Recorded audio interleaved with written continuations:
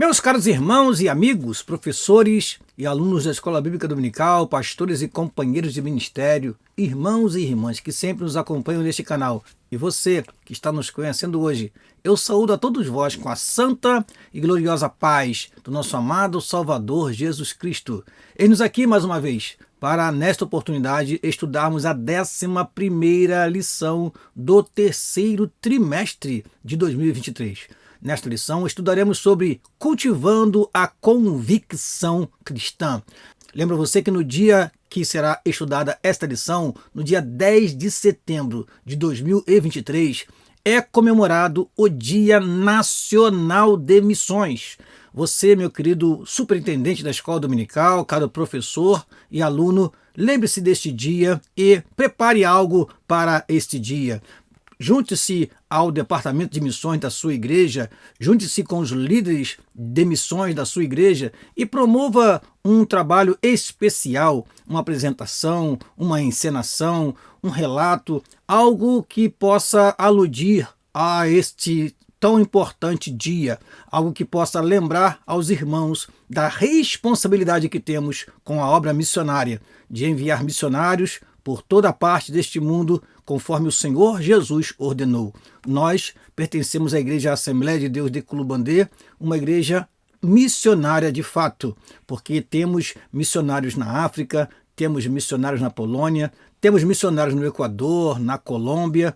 Assim, temos missionários espalhados por algumas partes deste mundo e também aqui no nosso Brasil. Temos aqui também em Pernambuco e no interior do estado do Rio de Janeiro e Minas Gerais. A igreja a qual pertencemos, a Assembleia de Deus de Culubandê, trabalha efetivamente na área de missões, levando a palavra de Deus aos que necessitam ouvi-la para se encontrarem com Jesus e, assim, terem acesso a esta poderosa salvação que nos foi entregue, e nós temos a responsabilidade, como Igreja do Senhor, de levar a mensagem do Evangelho aos que ainda não foram alcançados por esta mensagem. Por isso, há uma grande preocupação de nós estendermos ainda mais as nossas tendas e assim alcançar mais vidas, não somente na África, não somente na Europa, não somente na América do Sul, mas quem sabe em outras partes do mundo. E você que não pode ir ao campo missionário, não se esqueça de cooperar com aqueles que estão lá no campo, trabalhando na obra do Senhor. Então, eu lembro a você que nós estamos estudando neste trimestre sobre a Igreja de Cristo e o Império do Mal. Como viver neste mundo dominado pelo espírito da Babilônia. Já estudamos 10 lições. Estas lições estão disponíveis no nosso canal e você pode, caro aluno ou professor, assistir novamente as lições que porventura você queira recordar alguma parte importante, e você que não assistiu tem a oportunidade de ver o que deixamos para você neste canal nestas 10 lições que passaram. Teremos ainda outras lições importantes. Falaremos na próxima semana sobre sendo a Igreja do Deus vivo. E na última semana falaremos sobre o mundo de Deus, no mundo dos homens. E lembra você que no próximo trimestre falaremos sobre missões. Então, temos a oportunidade no domingo do dia 10 de setembro de 2023 já começar a preparar as nossas EBDs para o que virá no quarto trimestre de 2023. Sendo assim, eu agradeço a todos vocês, caros professores e alunos que têm compartilhado as nossas aulas. E peço que continuem orando por nós, para que Deus possa nos dar graça, sabedoria e disposição para darmos prosseguimento a este trabalho tão importante. Na última semana, nós ultrapassamos o número de 1.600 inscritos em nosso canal. Isso alegra o nosso coração, porque vemos que outras pessoas estão sendo alcançadas e estão fazendo a sua inscrição no nosso canal, e alegra o nosso coração e nos motiva mais ainda a continuar este tão importante trabalho. Neste momento, vamos orar ao Senhor e vamos pedir que Ele nos abençoe durante a exposição desta aula. Oremos ao Senhor. Pai querido, nós te agradecemos por esta oportunidade tão rica que temos e através deste canal alcançar os teus filhos e filhas que neste momento nos assistem. Pai, que o teu Espírito nos direcione naquilo que queremos falar e que tudo que for falado seja para a honra e glória do teu santo nome e possa trazer para nós conhecimento e embasamento bíblico para falarmos aos nossos alunos no domingo do dia 10 de setembro. Assim oramos e te agradecemos no nome de Jesus. Amém e amém. Vamos então, irmãos, à nossa aula. E sempre começamos com o nosso texto áureo. O nosso texto áureo se encontra na primeira carta que o apóstolo Paulo escreveu aos Tessalonicenses, aos crentes da cidade de Tessalônica. 1 Tessalonicenses, capítulo 2, versículo 3, diz o seguinte: porque a nossa exortação não foi com engano, nem com imundícia, nem com fraudulência. Repetindo, porque a nossa exortação não foi por engano, nem com imundícia, nem com fraudulência. Primeira carta de Paulo aos Tessalonicenses, capítulo 2, versículo de número 3. A nossa verdade prática diz o seguinte: o cultivo da convicção cristã é imperioso para a prática e a defesa da fé em tempo de adversidades. Repetindo, o cultivo da convicção cristã é imperioso para a prática e a defesa da fé em tempo de adversidades. Veremos nesta lição o que significa esta palavra convicção. Eu trouxe esse conteúdo adicional para você, para que você possa entender o que significa de fato cultivar a convicção cristã, que é o título desta lição. E nós vamos precisar então conhecer a palavra convicção mais de perto para poder termos convicção daquilo que iremos falar. Amém? Prosseguindo, vamos então para a leitura bíblica em classe. Primeira carta aos Tessalonicenses, capítulo 2, versículo 1 a 12. Leremos a palavra do Senhor neste momento. Porque vós mesmos, irmãos, bem sabeis que a nossa entrada para convosco não foi vã, mas, havendo primeiro padecido e sido agravados em Filipos, como sabeis, tornamo-nos ousados em nosso Deus, para vos falar o Evangelho de Deus com grande combate. Porque a nossa exortação não foi com engano, nem com imundícia, nem com fraudulência, mas como fomos aprovados de Deus para que o Evangelho nos fosse confiado, assim falamos, não como para ganhar aos homens, mas a Deus, que prova o nosso coração. Porque, como bem sabeis, nunca usamos de palavras lisonjeiras, nem houve um pretexto de avareza. Deus é testemunha. E não buscamos glória dos homens, nem de vós, nem de outros, ainda que podíamos, como apóstolos de Cristo, ser-vos pesados. Antes, fomos brandos entre vós, como a ama que cria seus filhos. Assim nós, sendo-vos tão afeiçoados, de boa vontade quiséramos comunicar-vos não somente o Evangelho de Deus, mas ainda a nossa própria alma, porquanto nos éreis muito queridos. Porque bem vos lembrais, irmãos, do nosso trabalho e fadiga, pois trabalhando noite e dia, para não sermos pesados a nenhum de vós, vos pregamos o Evangelho de Deus. Vós e Deus sois testemunhas de quão santa, justa e irrepreensivelmente nos ouvemos para convosco, os que crestes. Assim como bem sabeis de que modo vos exortávamos e consolávamos a cada um de vós, para que vos conduzisseis dignamente para com Deus, que vos chama para o seu reino e glória. Amém. Vamos aos objetivos da nossa lição? Primeiro, estimular a convicção espiritual nos cristãos a partir da confiança em Deus. Segundo objetivo, compreender a necessidade de uma vida irrepreensível, de modo que glorifique a Deus.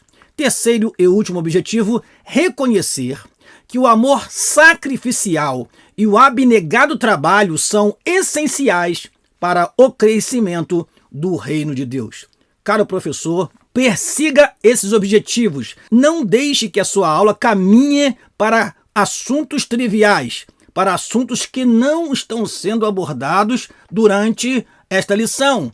Isto é muito comum. Muitas vezes o professor não consegue nem terminar a aula, porque os alunos a todo instante trazem algumas informações, algumas dúvidas, e isso vai conduzindo a aula para assuntos divergentes, e isso não é bom. É bom, sim, quando você está focado nos objetivos e procura atingi-los durante a sua aula, caro professor da Escola Bíblica Dominical.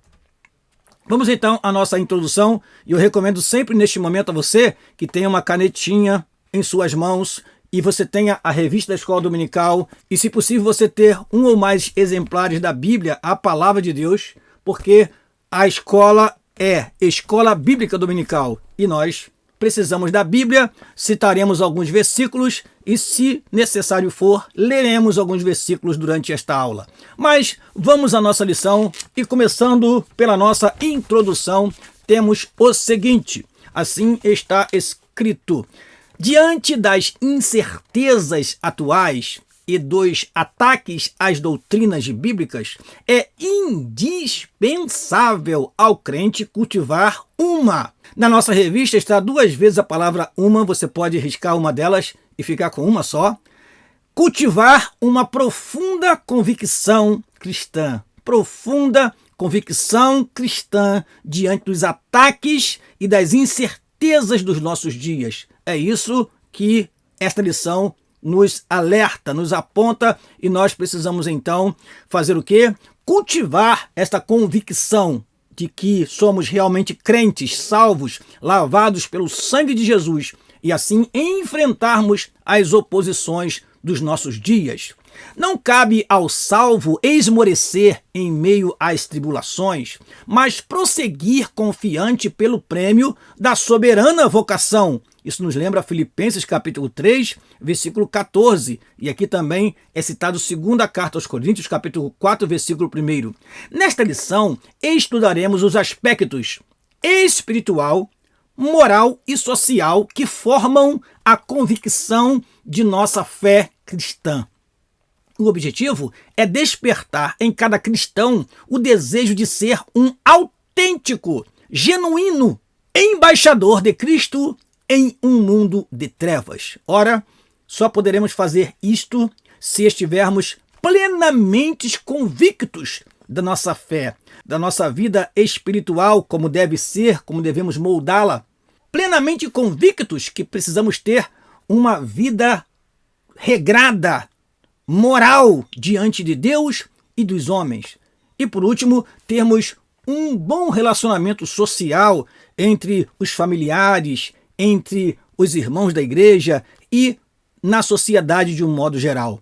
Esses 3 aspectos não podem ser menosprezados. É claro que poderíamos aqui falar de outros aspectos, mas aqui esses 3 resumem bem o que o cristão deve fazer, como o cristão deve se portar para enfrentar os ataques dos últimos dias. Vamos primeiro conhecer o que é convicção. Convicção é certeza obtida por fatos ou razões que não deixam dúvida, nem dão lugar à objeção. Significa convencimento e crença.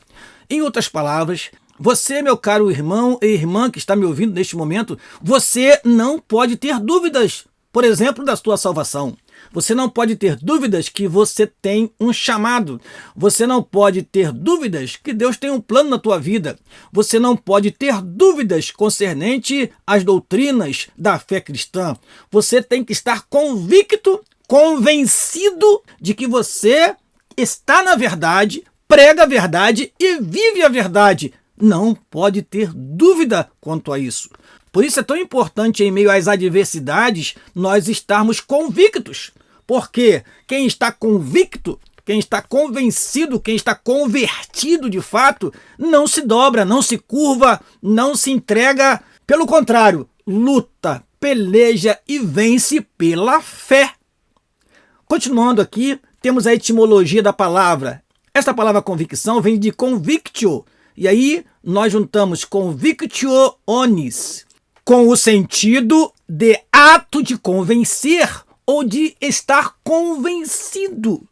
Veja que é importante, irmão, nós entendermos isso, porque embaixo nós colocamos alguns sinônimos: certeza, persuasão, princípio, crença, fé, convencimento. Quando alguém está convicto, tem certeza, não duvida daquilo que ele crê, daquilo que ele defende, ele passa a persuadir os outros por causa da sua fé, por causa da sua crença, por causa das suas convicções.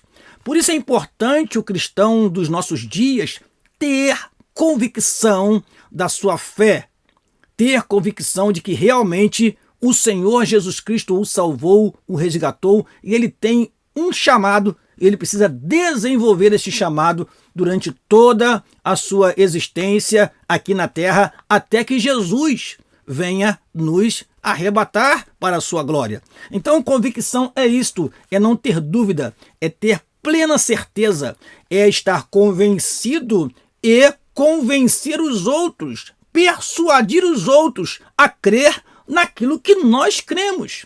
Por isso, o Evangelho é tão poderoso quando o testemunho é poderoso.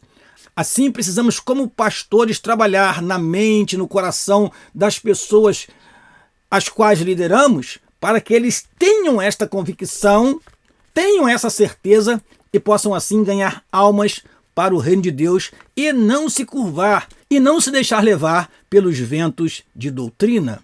Vamos então ao primeiro tópico da lição. Primeiro tópico: convicção espiritual. Poder do Espírito é o primeiro item do primeiro tópico. Vamos lá? Por orientação divina, o Evangelho foi proclamado na Europa. Paulo teve uma visão em que um homem lhe dizia: passa à Macedônia, ou venha para a Macedônia e ajuda-nos. A partir dessa revelação, a mensagem da cruz foi anunciada em Filipos e em Tessalônica. Isso está registrado no livro de Atos dos Apóstolos, capítulo 16 e capítulo 17. O apóstolo deixa claro que o evangelho não foi pregado como mero discurso racional, mas, sobretudo, em poder, no Espírito Santo e em plena convicção. Isso temos em 1 Tessalonicenses, capítulo 1, versículo 5, segundo a edição Almeida Revista e Atualizada. Esses fatos aconteceram na segunda viagem missionária de Paulo. E nós trouxemos para você aqui um mapa que mostra esta segunda viagem missionária de Paulo. Nessa segunda viagem missionária, ele, ao invés de ir pelo mar, como foi na primeira viagem, passou por Chipre e depois foi para a parte continental, Paulo agora ele vai direto por terra pelo continente e passa pelas cidades de Derbe, Listra, Icônio, chega em um determinado lugar, como está escrito em Atos capítulo 16, ele é impedido de ir para algumas regiões que ele pretendia ir. Era o Espírito Santo conduzindo Paulo em suas viagens. Em Atos, no capítulo 16, no versículo de número 6, diz assim: e passando pela Frígia e pela província da Galácia, foram impedidos pelo Espírito Santo de anunciar a palavra na Ásia. E aqui você pode ver, meu caro professor e aluno, que nós temos aqui Éfeso, uma das cidades da Ásia. Aqui está Ásia. Então, aqui estava a cidade de Tiatira, Éfeso, Esmirna, Pérgamo, Tiatira, Sardes, Filadélfia e Laodiceia, as 7 cidades para as quais foram enviadas cartas que estão registradas em Apocalipse capítulo 2 e capítulo 3. Então, o apóstolo Paulo pretendia ir para um lugar, mas o Espírito Santo não lhe permitiu. E assim diz a palavra do Senhor, versículo de número 7. E quando chegaram a Mísia, intentavam ir para a Bitínia, mas o Espírito de Jesus não lhe permitiu. Então, nós temos mais uma vez aqui, chegaram a Mísia. Aqui está Mísia. Eles intentavam ir para a Bitínia, mas o Espírito Santo os impediu.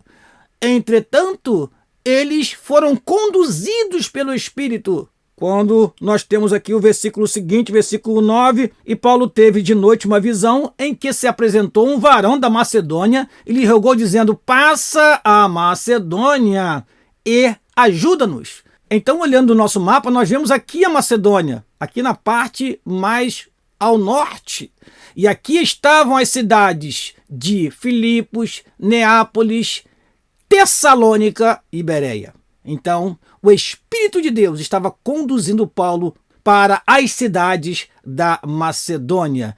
Isto é o que a nossa revista quer mostrar. Paulo, ele estava sendo instruído, dirigido pelo Espírito Santo e não indo para o lugar que ele queria. Era o Espírito Santo quem o conduzia. Por isso é tão importante, amados irmãos, sabermos o que realmente o Espírito Santo quer da nossa vida, para onde devemos ir e onde não devemos ir. Isso faz parte da convicção espiritual. Prosseguindo, neste caso, o evangelho foi ministrado com ousadia no poder do Espírito, de modo que resultou na salvação e libertação dos tessalonicenses. É só você ler lá 1 Tessalonicenses capítulo 1, versículos 6 a 10, e nós temos ali relatos muito maravilhosos de como aconteceu o início da igreja naquele lugar. Diz assim a palavra do Senhor, 6 a 10, de 1 Tessalonicenses capítulo 1, diz assim: e vós fostes feitos nossos imitadores, e do Senhor, recebendo a palavra em muita tribulação, com gozo do Espírito Santo, de maneira que fostes exemplo para todos os fiéis na Macedônia e Acaia, porque por vós soou a palavra do Senhor, não somente na Macedônia e Acaia, mas também em todos os lugares. A vossa fé para com Deus se espalhou, de tal maneira que já dela não temos necessidade de falar coisa alguma, porque eles mesmos anunciam de nós qual a entrada que tivemos para convosco, e como dos ídolos vos convertestes a Deus para servir o Deus vivo e verdadeiro, e esperar dos céus a seu Filho, a quem ressuscitou dos mortos, a saber, Jesus, que nos livra da ira futura. Amém. Continuando, assim, podemos afirmar que, na ausência da convicção espiritual, a palavra de Deus é reduzida ao mero intelectualismo humano e seu resultado é ineficaz na transformação de vidas.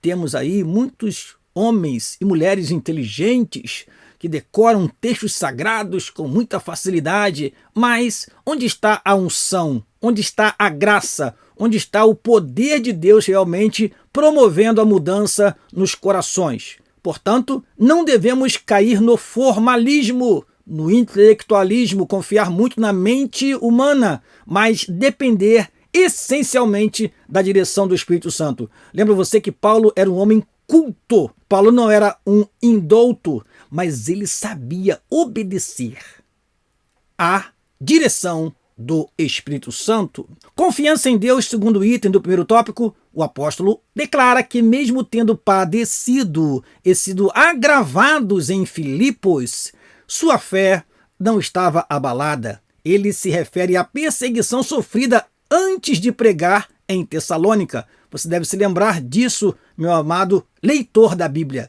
Paulo e Silas tinham sido publicamente espancados com varas, em seguida lançados no cárcere interior com os pés no tronco. Todavia, apesar de feridos, perto da meia-noite, oravam e cantavam hinos a Deus. E você sabe qual foi o resultado? Os alicerces do cárcere foram abalados. E assim, Paulo e Silas foram soltos daquela prisão e continuaram pregando o evangelho. O carcereiro queria se matar, mas Paulo disse: não faças tal, estamos todos aqui. E ali aquele homem logo perguntou: o que é necessário que eu faça para me salvar?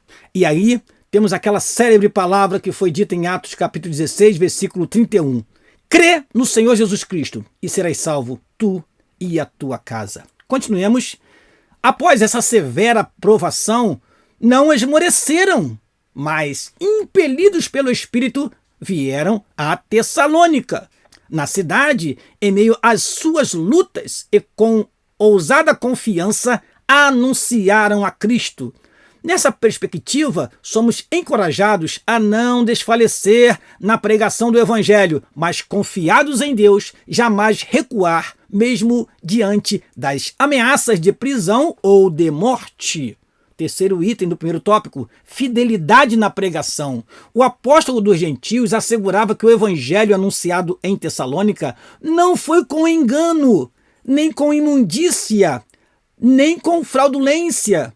Mostra que a doutrina cristã não procede de fábulas inventadas, condutas imorais ou de artifícios para seduzir as pessoas a crerem em mentiras. Isso é importantíssimo, meus amados irmãos, para os nossos dias. Hoje temos muitos pregadores, mas homens que vivem enganando o povo, iludindo o povo. E Paulo diz, olha, eu não fui a vocês com engano, eu não fui com imundícia, ou seja, eu não fui de maneira desleal, imoral, como muitos fazem hoje em dia, que não têm uma vida moral regrada e acabam cometendo pecados horrendos, escandalizando o evangelho. Paulo diz, não foi com engano, não foi com imundícia, nem com fraudulência. Eu sou apóstolo de fato, eu não sou um apóstolo que me consagrei a mim mesmo apóstolo. Isso é uma fraude que acontece nos nossos dias. Homens que se auto-intitulam pastor, se auto-intitulam apóstolos e acabam enganando o povo, dizendo que tem uma chamada, uma vocação que na verdade não tem. Isto é fraude, isto é engano. E muitas vezes está misturada com uma imundícia. O evangelho do Senhor Jesus Cristo é o mesmo e nós, se quisermos fazer parte do reino de Deus, temos que ter esta convicção e uma vida exemplar diante de Deus e diante dos homens. Continuando, ao contrário, Paulo declara que o evangelho é de Deus e que o próprio Deus o comissionou como arauto, não como para agradar aos homens, mas a Deus que prova o nosso coração. Hoje nós vemos muito discurso para massagear o ego da multidão, do povo. Tem que falar palavras que o povo se alegra, que o glorifica, somente triunfalismo. Não se pode falar muito em pecado, que isso vai afastar as pessoas da igreja. Isso, irmãos, é um discurso de quem quer pregar um evangelho fraudulento. O evangelho é poder de Deus para a salvação daquele que crê e exige de cada um que se aproxima do evangelho arrependimento, conversão, mudança de vida, para que possa entrar verdadeiramente no reino dos céus. Dessa forma, o propósito do apóstolo não era o de satisfazer seus ouvintes com falsos discursos. Nesse sentido, somos exortados a manter fidelidade na pregação, repudiar os falsificadores da palavra de Deus e anunciar Cristo com sinceridade. Segundo tópico da lição, convicção moral. Primeiro item do segundo tópico, retidão nas ações. A conversão opera a transformação moral na vida do crente salvo. Desse modo, a Bíblia orienta, dentre outras recomendações, a deixar a mentira e falar a verdade, deixar o furto e ser honesto, não pronunciar palavras torpes e dizer apenas o que edifica.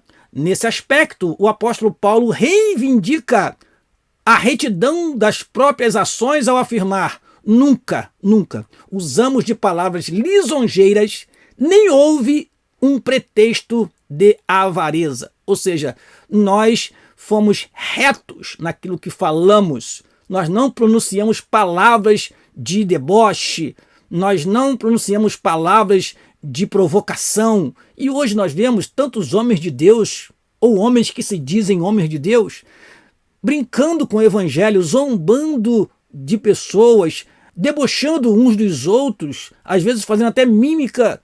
Enfim, isso não é o que a Bíblia nos orienta. Nós precisamos ter retidão em nossas ações para que o mundo veja Cristo em nós. Continuando, aqui ele enfatiza que jamais usou de falso sentimento para obtenção de favor. Ainda assevera que a sua motivação era desprovida de ambição financeira. Veja que interessante, irmãos. Nós temos hoje tantas pessoas aí que estão vivendo do evangelho, mas não de forma honesta. Nós vemos muitos líderes hoje se enriquecendo e se esquecendo da misericórdia, do amor, da compaixão, e fica nítida nos nossos dias a ambição financeira de alguns que querem ser líderes.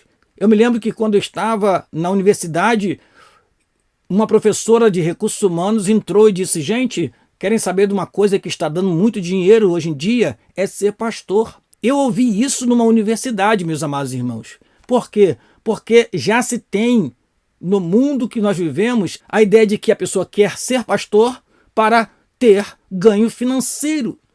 E o apóstolo Paulo, então, vai mostrar para os tessalonicenses e também para nós que o cristão deve ter caráter moral e, assim, não explorar o povo, não ficar apenas vivendo da lã da ovelha, mas cuidar das ovelhas, zelar por elas.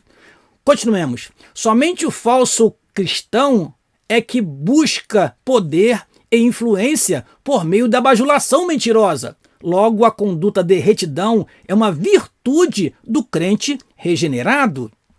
Segundo item do segundo tópico, reputação ilibada. Considera-se portadora de reputação ilibada a pessoa de reconhecida idoneidade moral, ou seja, maturidade. Veja como Paulo avalia sua reputação com esta frase: não buscamos glória dos homens, nem de vós, nem de outros. Isso indica que o apóstolo não trabalhava no reino em busca de reconhecimento humano. Ora, meus amados irmãos, no mundo que nós vivemos hoje, nós vemos os homens colocando o seu nome nos ministérios e querendo o reconhecimento das pessoas, sendo literalmente venerado pelo povo que ele lidera. Continuemos. Essa postura foi adotada por ele em todo lugar, demonstrando a coerência e a integridade de seu apostolado. Ele não procurava obter vantagens e nem honra em parte alguma. Aos Coríntios, escreveu que o crente deve gloriar-se no Senhor e não em si próprio. A conclusão é clara. Os que aspiram fama e prestígio caem em tentação e maculam o evangelho. Nosso viver deve glorificar a Deus, a Ele seja a glória na igreja em Cristo Jesus para sempre. Ou seja, nossa vida deve ser uma vida de glorificação a Deus e não em busca da glorificação pessoal, em busca do elogio que te coloque lá em cima, no trono. Meu amado irmão, deixa o trono para quem realmente é digno de sentar no trono, que é o Senhor nosso Deus. Toda honra, toda glória, todo louvor sejam dados a Ele, porque Ele é digno de toda honra, de toda glória e todo louvor. Vida irrepreensível. O adjetivo irrepreensível denota uma conduta que não pode ser censurada. Não há censura, não há nada que possa dizer contra aquela pessoa, por mais que se procure. Lembrem-se de Daniel. Os homens daquela época procuraram em Daniel algo que pudesse ser censurado e não encontraram. E eles então chegaram a uma conclusão: não temos o que fazer com este homem, temos que ver alguma coisa que ele pratica como algo habitual e fazer com que o rei entenda que isto é contrário à lei, e assim tiraremos este homem do nosso caminho. Mas não foi possível, porque Daniel foi fiel ao Senhor muito mais do que ao seu rei, e assim o Senhor o livrou, não da cova, mas na cova. Nesse contexto, o apóstolo invoca a Deus e a igreja em Tessalônica como testemunhas de sua postura santa, justa e irrepreensível.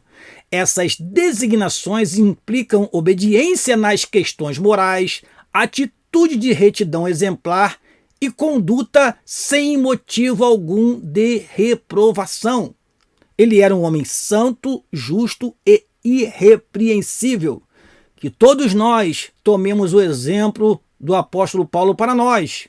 Sejamos, portanto, amados irmãos, pastores, líderes, homens de boa reputação mesmo, e as pessoas olhem para nós e não vejam em nós algo a ser censurado. Assim seremos irrepreensíveis. Continuemos. Denotam o padrão de comportamento para com Deus, para com os homens e para consigo mesmo. Temos aqui uma virtude tríplice, ou seja, comportamento para com Deus, comportamento para com os homens e comportamento para consigo mesmo. Ciente da influência que sua vida exercia sobre os fiéis, o apóstolo diz: para vos dar em nós mesmos exemplo para nos imitarmos. Então, esta era a preocupação do apóstolo. Paulo, não somente uma ou duas vezes, disse: sede meus imitadores. Paulo se colocava como alguém que poderia ser imitado. Tamanha era a sua consciência, a sua convicção de que ele realmente exercia o seu ministério, de que ele era um homem de conduta ilibada, que ele era um homem que se portava conforme Cristo se portou, porque ele descreveu: sede meus imitadores, como eu de Cristo. Ou seja, eu imito Cristo, então podem me imitar.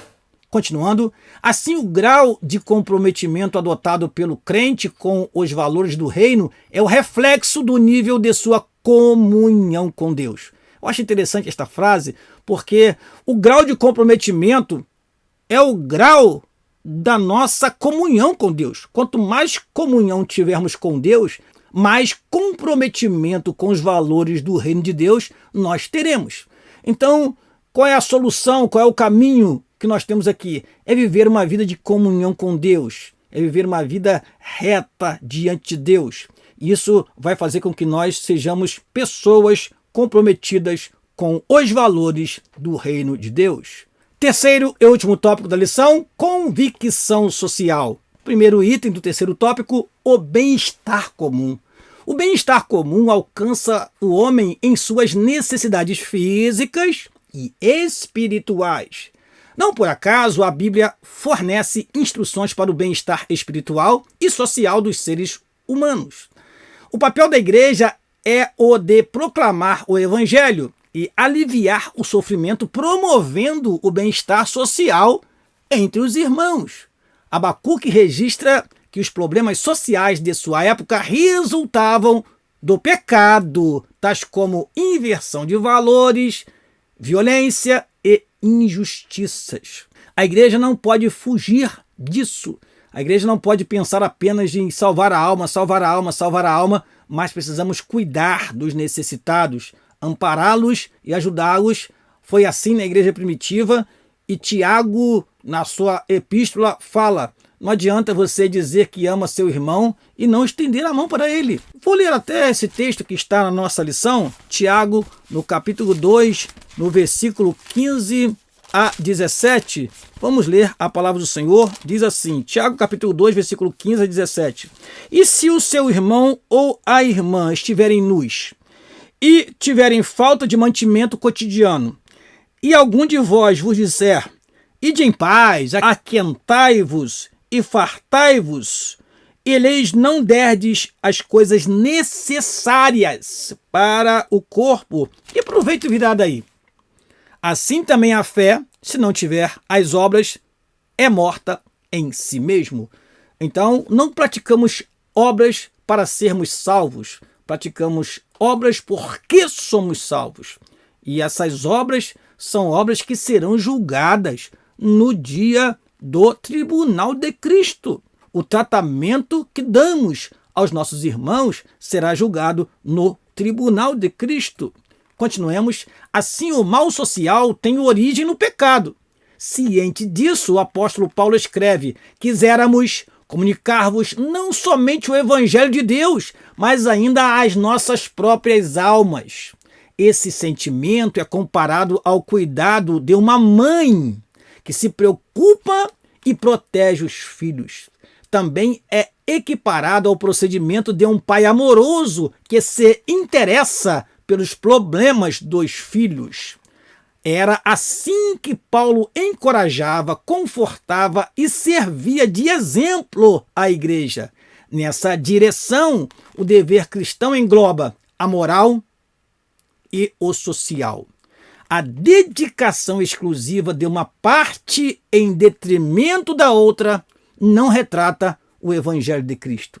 Então, nós devemos ter uma convicção social, ou seja, temos que estar convictos, convencidos de que nós não podemos ser apenas crentes espirituais, que não podemos ser apenas o crente que ora, que jejua, mas também o crente que ama, que doa, que socorre, que ajuda os necessitados. Segundo item do terceiro tópico e último item dessa lição, dedicação altruísta. Eu devo dizer que altruísmo é o contrário de egoísmo. Altruísta é aquele que não pensa só em si, está sempre preocupado com os outros, com o bem-estar dos outros. E egoísta é aquele que só pensa em si. Então, onde está o altruísmo do apóstolo Paulo? Vamos ver? O apóstolo se dedicou em profundo altruísmo na propagação do evangelho. Apesar do direito inerente ao seu apostolado, ele decidiu nada receber. Ainda que podíamos, disse Paulo, como apóstolos de Cristo, servos pesados. Assim sendo, para prover o necessário sustento, o apóstolo valeu-se de seu ofício de fabricante de tendas. Acerca disso, recordava aos irmãos do seu trabalho e fadiga, pois trabalhando noite e dia para não sermos pesados a nenhum de vós. Irmãos, aqui é interessante dizer isto. Paulo tinha uma profissão. Hoje tem algumas pessoas que se dizem viver do evangelho, pessoas que na verdade não querem trabalhar, irmãos. Essa é a realidade. E querem viver de pregações, querem viver apenas de ministrações. E quando a agenda fica vazia, ele fica desesperado. Minha agenda está ficando vazia porque quer viver de oferta apenas. Ora, vejamos o exemplo do apóstolo Paulo. Ele tinha uma profissão, ele era fabricante de tendas. E ele, vendo os irmãos em necessidade, ele não explorava mais os irmãos, pelo contrário, ele procurava não ser pesado, trabalhando noite e dia para não ser pesado a nenhum de vós, disse Paulo. Então, você, meu querido irmão, que está aí começando a sua carreira de pregador, você, minha irmã, que está começando a sua carreira de pregadora, saiba de uma coisa, exerça uma profissão e assim deixa Deus te usar, a menos que você tenha um chamado para a obra missionária e você tenha que sair da sua casa, do seu bairro, do seu país, para ir a um lugar distante e não possa exercer a sua profissão, e assim a igreja certamente irá reconhecer isto e sustentar você e a sua família. Mas trabalhe, tome o exemplo do apóstolo Paulo.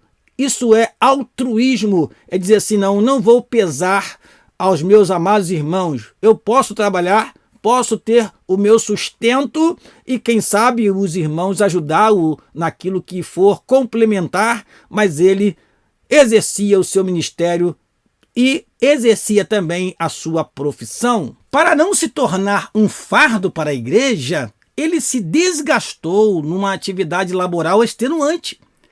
Aqui é importante ressaltar que a Bíblia não condena a provisão financeira para os obreiros, pois o próprio apóstolo escreveu que aos que anunciam o evangelho, que vivam do evangelho, e que digno é o obreiro do seu salário. Assim, ele explica que não usou dessa justa prerrogativa porque conhecia a extrema pobreza da igreja de seu tempo. Além disso, suportou as restrições financeiras para não criar obstáculo ao evangelho. E por último, ele tudo fez para ganhar o maior número possível de almas. Então veja que amor altruísta e sacrificial Paulo teve para ganhar almas, para que o evangelho se expandisse. Que este seja o sentimento que domine o coração dos preletores, dos pregadores e dos pastores dos nossos tempos. Nesse sentido, aprendemos que o amor sacrificial e o trabalho voluntário e desprendido são essenciais para o crescimento do reino e devem fazer parte de uma profunda convicção cristã, como contraponto claro ao espírito da Babilônia, que é o oposto do altruísmo cristão. Como temos aprendido durante todo este trimestre, o altruísmo cristão, esta capacidade que deve ter o cristão de se entregar pelo evangelho, de se entregar até pelos seus irmãos. Eu lembro aqui 1 João capítulo 3, versículo 16. É interessante esse versículo, porque vivemos num mundo tão egoísta e falar este versículo é realmente um contraponto ao que vemos no espírito da Babilônia que domina este mundo. 1 João capítulo 3, versículo 16 diz: conhecemos a caridade nisto, que ele deu a sua vida por nós, e nós devemos dar a vida pelos irmãos. Esse deve ser o sentimento que domine o cristão verdadeiro, de se entregar para que vidas e muitas almas, de fato, tenham o conhecimento da verdade e recebam a salvação em Cristo Jesus, o Senhor. Conclusão: Paulo foi submetido a uma série de provações durante o seu ministério. Não obstante, ele nos deixou exemplo de intensa convicção de sua eleição em Cristo. Destacam-se sua convicção espiritual, resultante do poder do Espírito, sua convicção moral como reflexo do temor a Deus e sua convicção social, demonstrada pela abnegação em servir. Ratifica-se, ou seja, confirma-se que, em nossos dias, carecemos dessa firme convicção em defesa dos interesses do reino de Deus na terra. Amém! Vamos então te convidar, meu amado irmão, para a 12ª lição. Não perca a 12ª lição do terceiro trimestre de 2023, na qual falaremos sobre sendo a igreja do Deus vivo. Eu conto com você aqui na próxima semana. Aqui eu me despeço desejando que você tenha uma ótima aula no próximo domingo. Deus te abençoe no nome de Jesus. Amém e amém.